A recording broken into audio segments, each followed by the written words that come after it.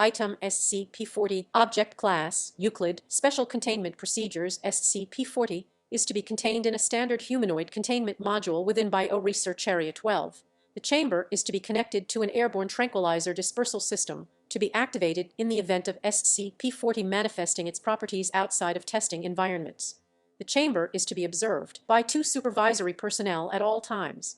Recreational items such as toys, games, and art supplies may be provided to SCP-40 at the discretion of supervisory personnel, as they have been determined to pose no possible threat. SCP-40-ONIA, SCP-41-IC, and SCP-41-G have been approved to remain in the containment chamber with SCP-40 for purposes of the subject's mental well-being. Security Chief Special Order 392-5, redacted. All other entities modified by SCP-40 are to be disposed of after recovery and study according to standard biological specimen clearance protocols as outlined in document CPD-BIO N1.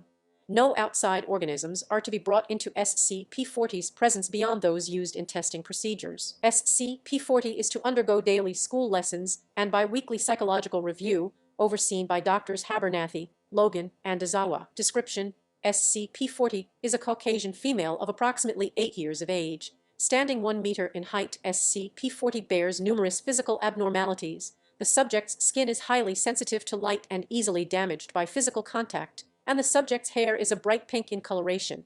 This hair is brittle and falls out easily. The subject displays green-yellow heterombrotum, with the sclera of the left eye black in coloration.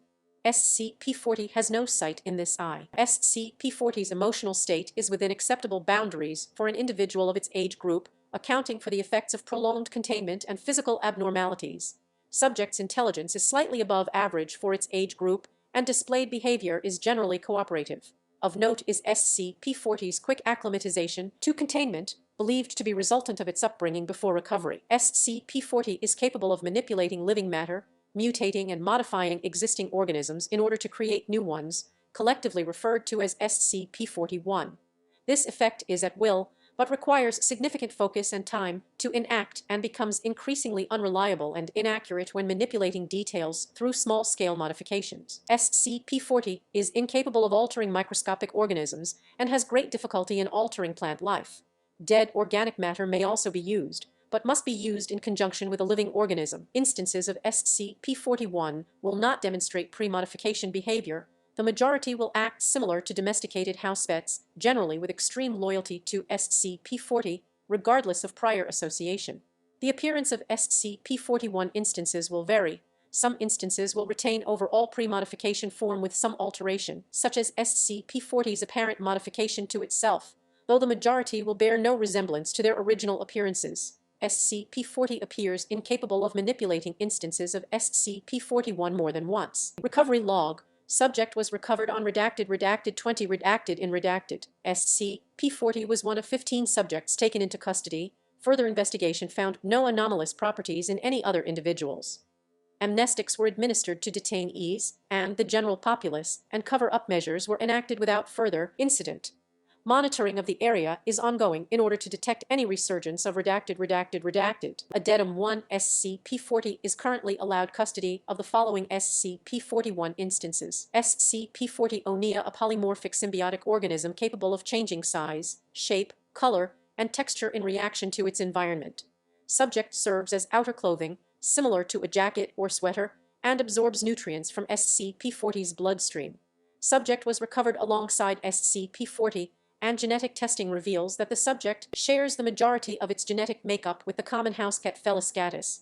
SCP-41 is a spherical organism capable of flight by means of rubbery bladders filled with helium. Entity has 11 limbs terminating in opposable digits and a complex respiratory system capable of replicating a wide variety of musical patterns. SCP-41-G, a quadrupedal organism covered in a thick coat of pink and blue fur. Entity has no eyes, a broad mouth with blunt teeth, and is capable of climbing up vertical surfaces.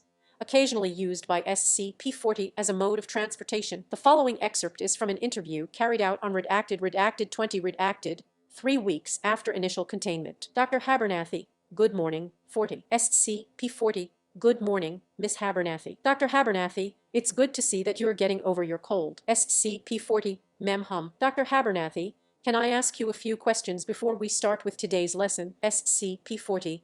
Yeah. Dr. Abernathy, can you tell me about your parents? SCP-40. Mr. Green said that I don't have any. Dr. Abernathy, can you tell me about Mr. Green then? SCP-40. He was nice, but he wasn't very good at talking. He would always talk like this, but he wasn't there a lot of the time. Most of the time it was the nurses looking after us. Dr. Abernathy, and what did they do for you?